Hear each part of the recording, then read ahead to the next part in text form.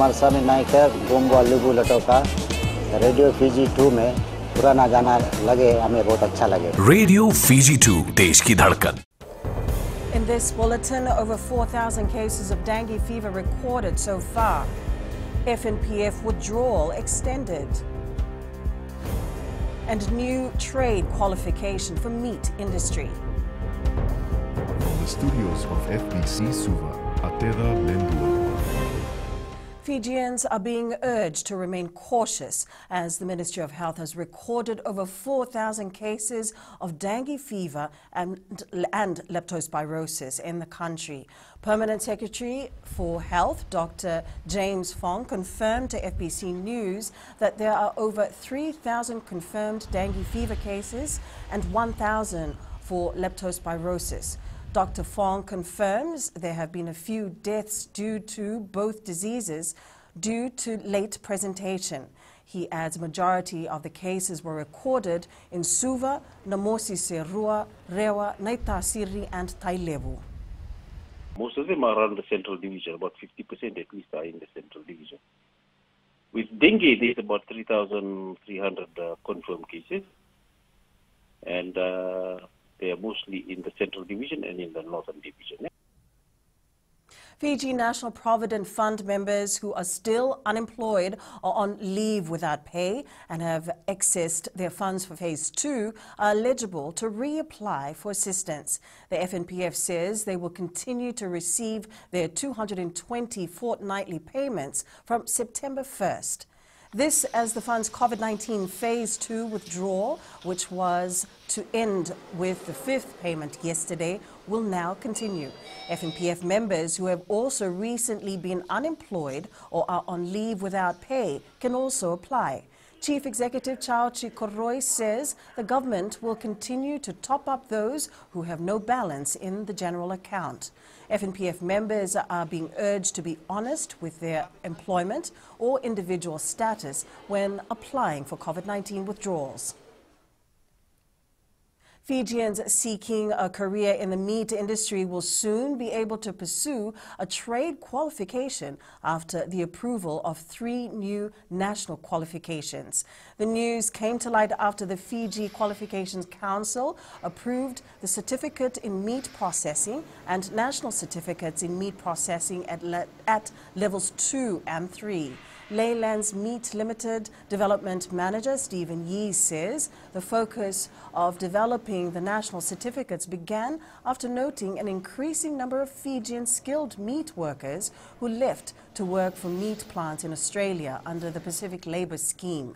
Yee adds the new qualifications are a stepping stone in addressing the issue. And I know that a lot of other butchers struggle to find good qualified employees. So this is a great step for them, and having skills like that, it's not just you can develop those things into other avenues. So it's a win-win for both parties.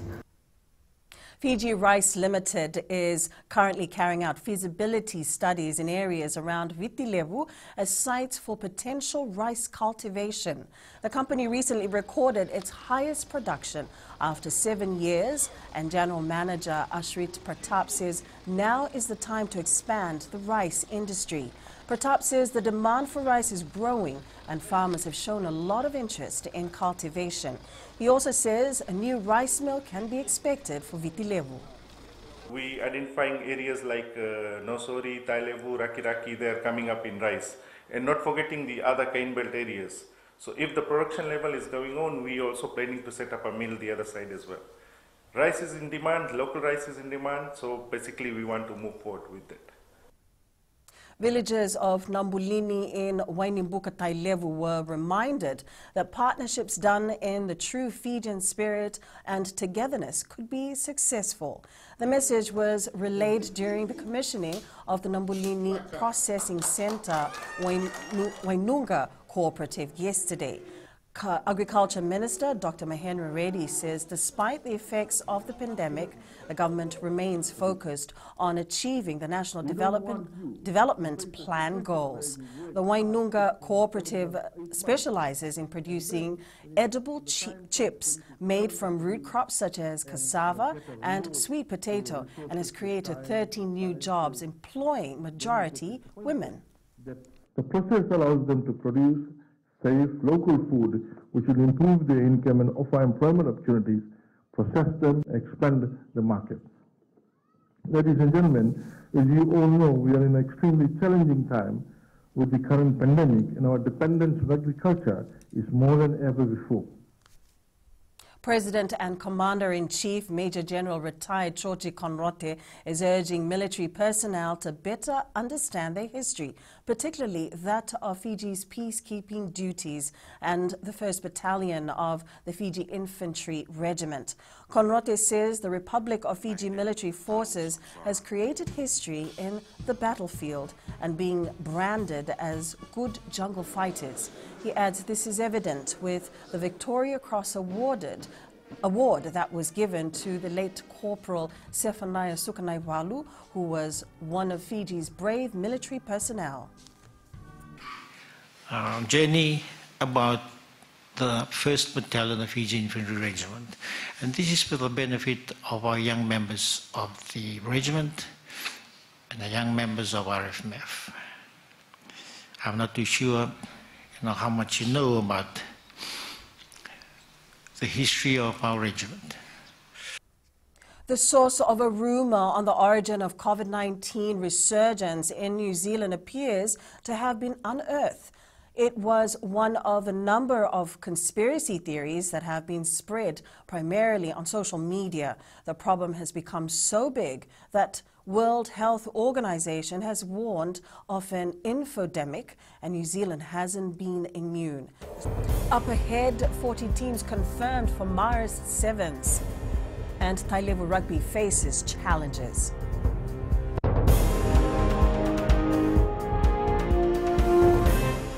Bula FM number 2 NSR. Bula FM number 2 NSR.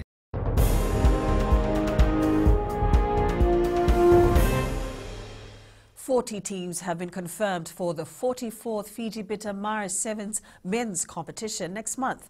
The Mara Sevens will be held on the 24th to the 26th of September at ANZ Stadium in Suva.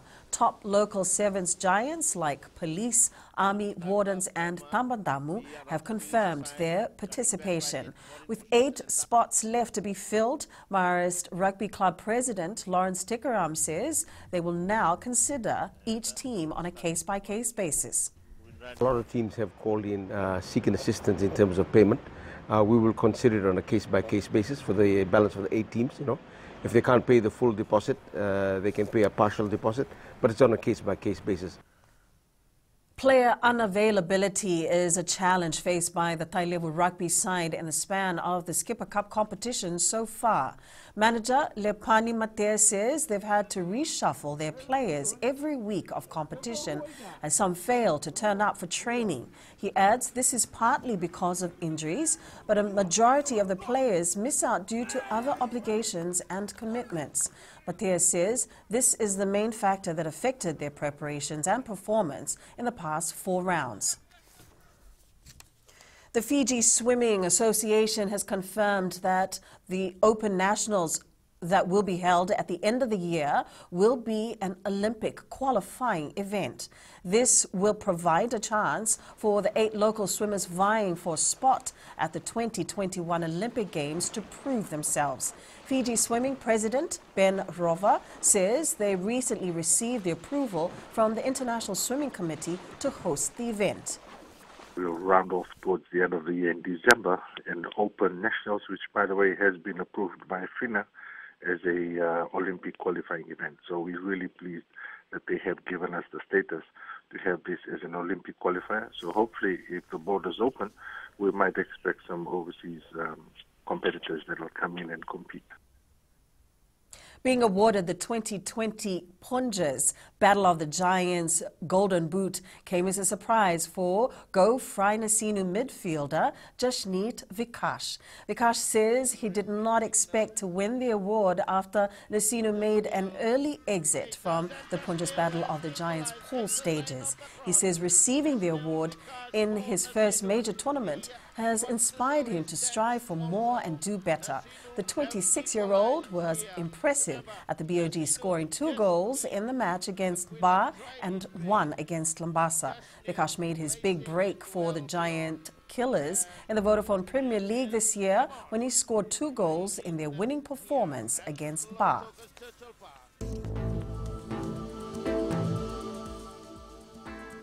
A low-pressure trough to the west of Fiji will expect to see a continuation of cloudy, wet weather with a chance of thunder showers tomorrow.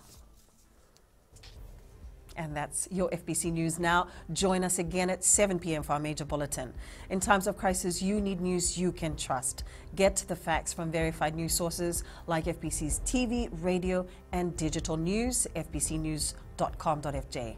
Keeping Fijians connected with the truth. Enjoy your lunch.